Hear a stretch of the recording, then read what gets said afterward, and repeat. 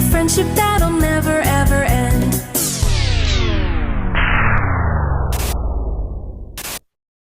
Run!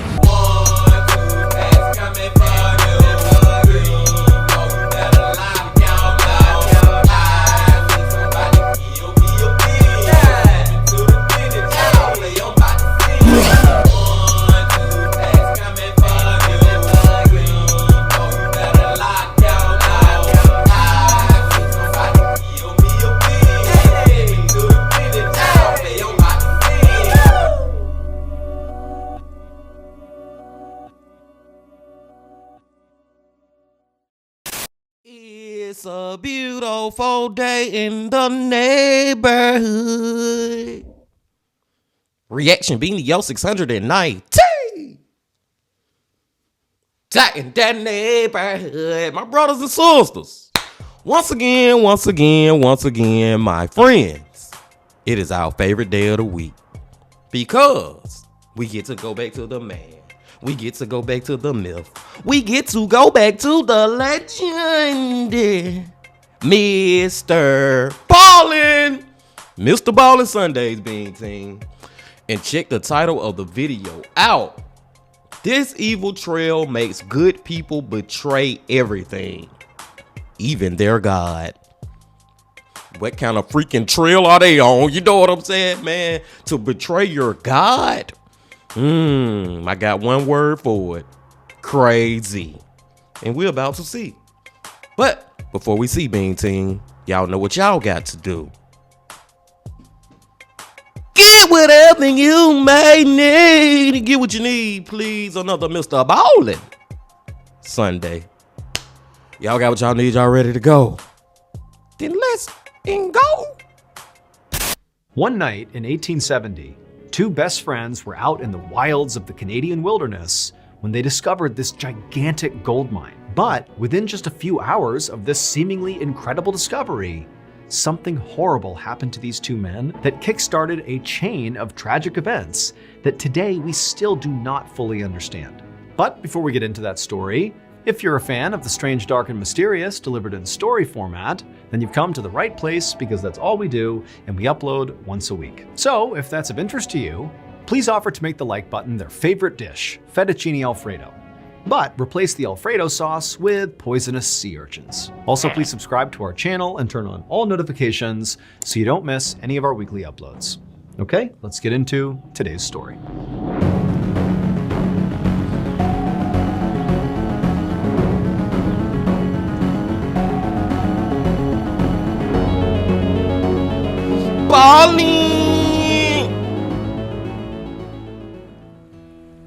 On a spring morning in 1870, a gold prospector named Frank Lemon rode his horse along the shore of the North Saskatchewan River, which is a river that runs through Alberta and Saskatchewan in Canada. Frank was at the back of a line of about a dozen men who had all been hired by a rich investor named Lafayette French. He had commissioned them to search the Canadian wilderness for potential gold mines. And if they found a gold mine, then French would bankroll a full-scale mining operation and pull out all the gold he could, and these men who found it would get a cut of the profits. When Frank had signed up for this job, he had thought it was a great opportunity. In fact, he thought it was such a big opportunity that he had convinced his best friend, whose nickname was Blackjack, to come along as well. But now, after weeks of searching the wilderness for these mines and not finding any, all Frank really wanted to do now was just go home. And so as this group of men continued their ride along the shore, Frank sort of zoned out and just kind of stared off into the forest all around him. And then at some point, as he was doing this, as he was looking off to his right, he noticed amongst the thick trees, there was this little trail, this dirt trail that kind of wound off into the distance. And for some reason, Frank was just immediately drawn to it. And so he pulled on his horse's reins and came to a stop and just stared at this strange trail. Frank thought about how for all this time they've been out here searching for gold, they'd basically only looked in this river and found nothing. And so he thought to himself, maybe the gold is not in the river, but it's maybe out there in the woods. And maybe this trail that he was looking at might lead them to gold. And so Frank turned back around to tell the rest of the group about his big idea, to try to go down this trail here. But when he looked, he saw all the men in the group, except for his best friend Blackjack, had continued on without him. They basically hadn't even stopped when Frank had stopped. However, Frank really didn't care that the group had left him because he was totally over this trip and frankly didn't want to be with this group anyways. And so he just looked over at Blackjack and just kind of gestured towards this trail as if to say, "You want to go this way?" And Blackjack, who was also totally over this trip, just smiled and nodded like, "Yeah, let's go." And so the two men turned their horses and began heading down this thin dirt trail off into the woods. I mean, it's a good idea by Frank Bean Team, but at the same time, right now, he don't know it. But it's a horrible idea. They should have never went down this freaking trail, man. They took a left, and this is where the story's gonna start to go left. Let's go. Several hours, Frank and Blackjack continued on this trail deeper and deeper into the forest. You get a picture of very thick trees all around, and it's just this little winding dirt trail on the ground. They had no idea where this trail was going, but there was just something so powerful about this trail. It was like calling them to go. But as they rode along, Frank kept getting this bad feeling. Like he kept hearing what sounded like voices and footsteps right behind them on the trail. But every time he turned, all he saw was Blackjack. There was nobody around them at all. They were deep in the forest. And after a while, Frank kept hearing these noises and he asked Blackjack, like, "Hey, are you hearing that stuff too?" And Blackjack said, "Yeah, I am." But he too would turn around and see nothing. They were all alone. And so eventually, the men convinced themselves that, what those sounds must be is the sound of their party, who's discovered they have, left the group and maybe they're out there looking for them. But Frank and Blackjack really had no intention of rejoining the group. They kind of didn't like the group.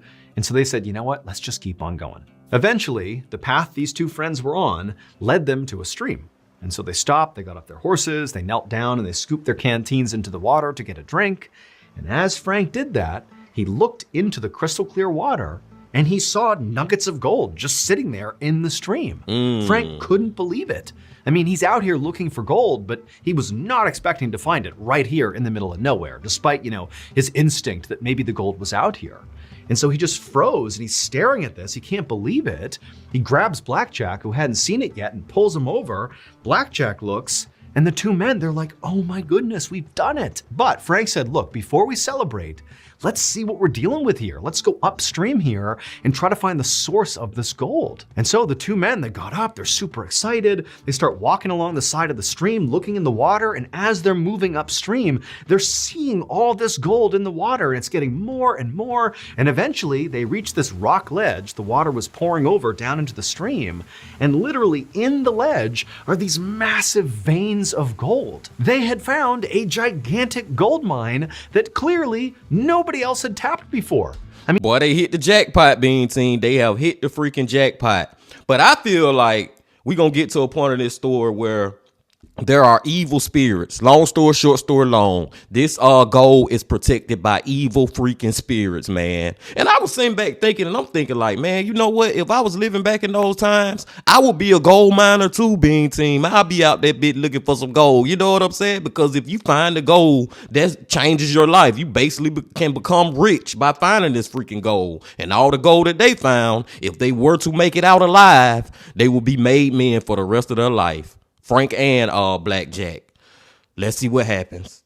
I mean, this could be worth not just millions of dollars, but billions of dollars. And so at this point, the two friends began to celebrate. They were ecstatic. I mean, this is unbelievable. They're jumping around, they're hugging each other. And then at some point, they just kind of stopped and went silent because they realized they now had a big dilemma. So the whole reason Frank and Blackjack were out here in the Canadian wilderness was to look for gold, but they were looking for gold on behalf of the rich investor, Lafayette French, which meant they were contractually obligated to tell French if they found gold. And so here they are, they found this massive gold mine, and that's what they're supposed to do, again, based on their contract. But if they did that, French would get rich beyond his wildest dreams from this mine.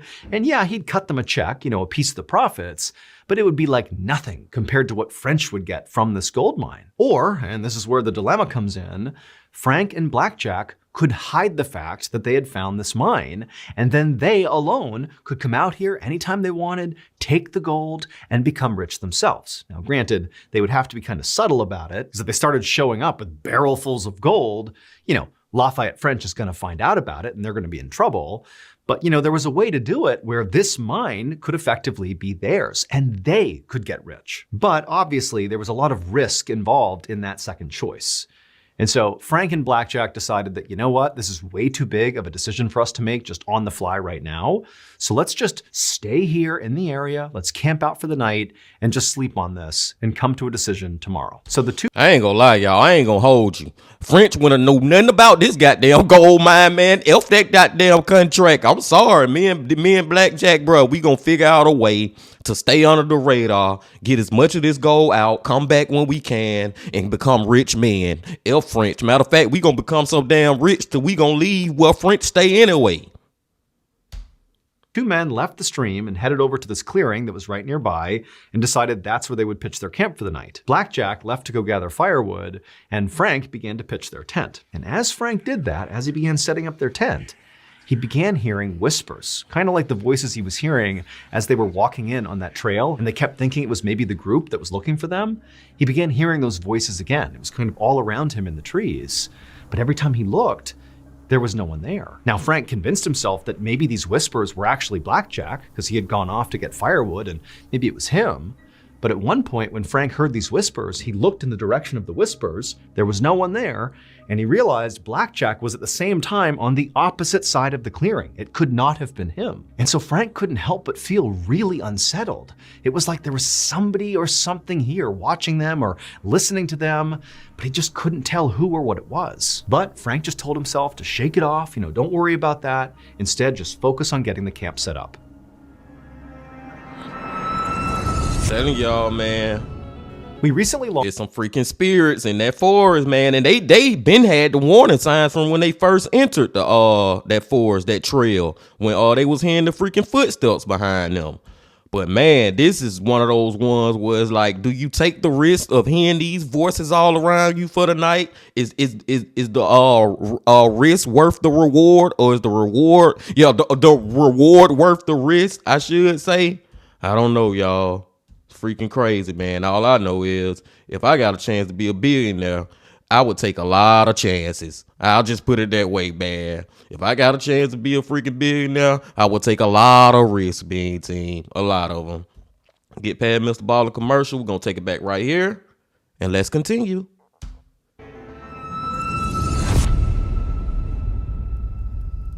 A few hours later, Frank and Blackjack were sitting on a log in front of their campfire eating rations, talking about what they were going to do with the gold. At some point, Frank said what he was really thinking about this whole situation. He told Blackjack, look, I think we'd be so stupid to tell Lafayette French.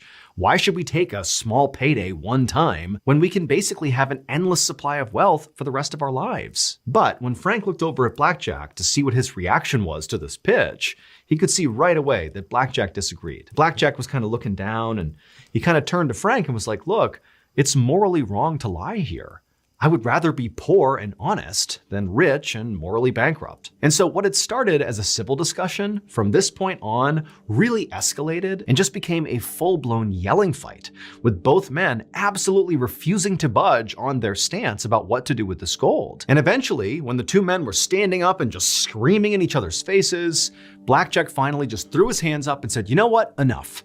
And he turned around and stormed over to the tent and disappeared inside. For a minute, Frank just stood there stewing by the fire, just completely furious that Blackjack didn't see it the way he saw it. But eventually, Frank kind of calmed down and thought, you know what?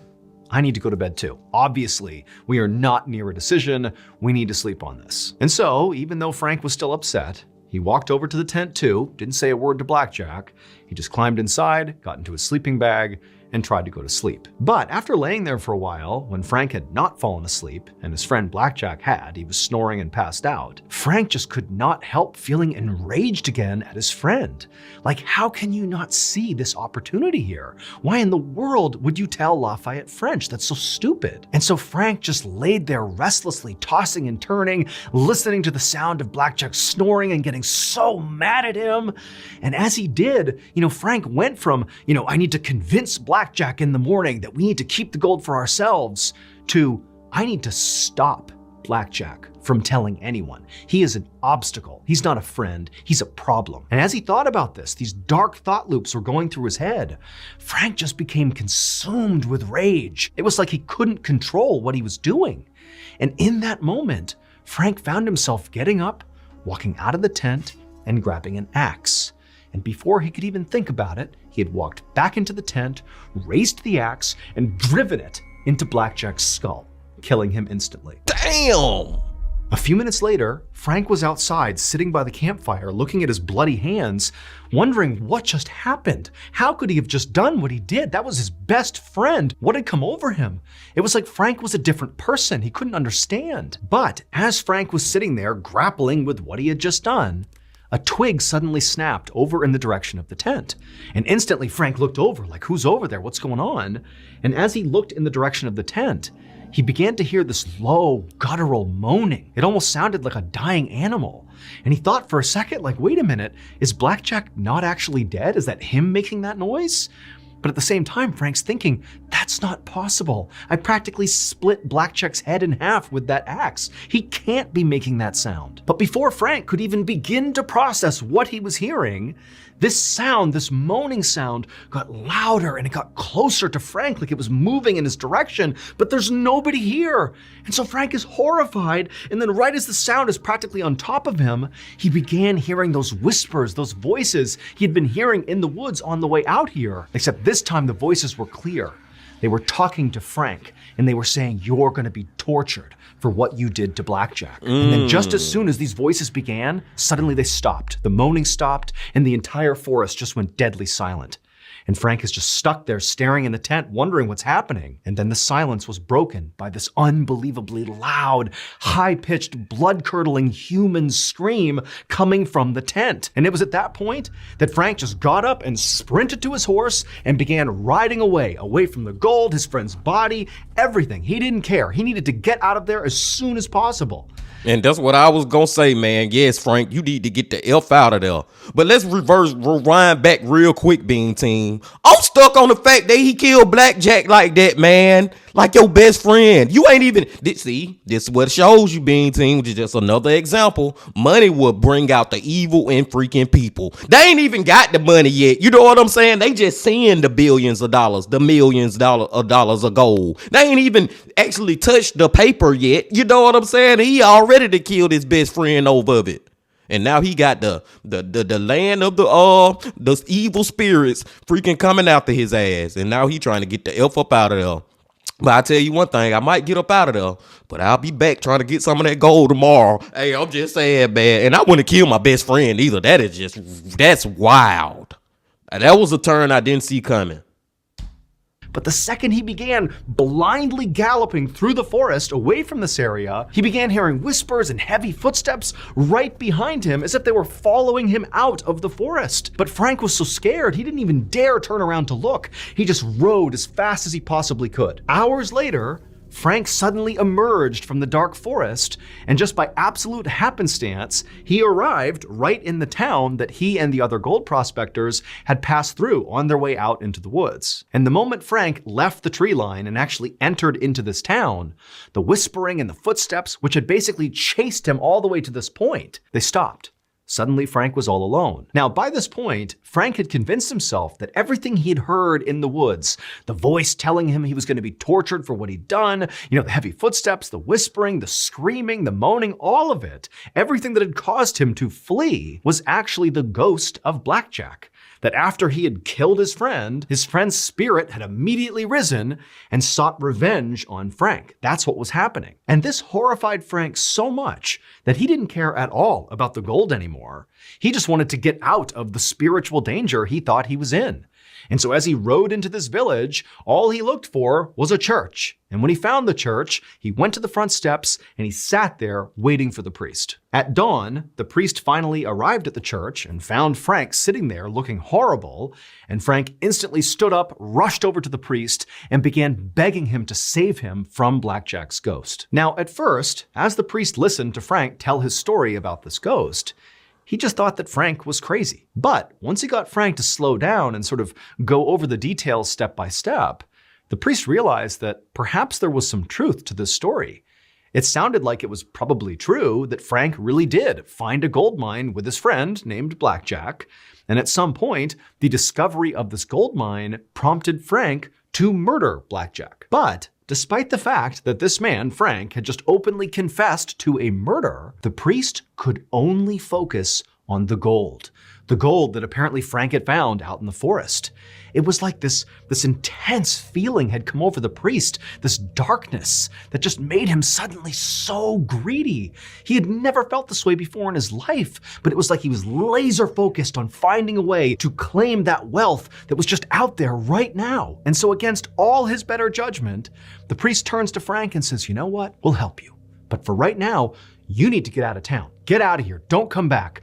We'll go out, we'll find Blackjack, we'll give him a proper burial, and that will protect you from his ghost." And so Frank was so thankful to the priest and he took off, not realizing that the priest did not care at all about Frank at this point. All the priest cared about was getting Frank out of the picture so that that gold mine out in the woods could be his. The next... See what I'm saying, BT? Even the goddamn preacher doing evil-ish for money, man. It's freaking crazy. And even till this day, you got priests out here. You got preachers, pastors, whatever you want to call them, doing some of the most evilest-ish for the money.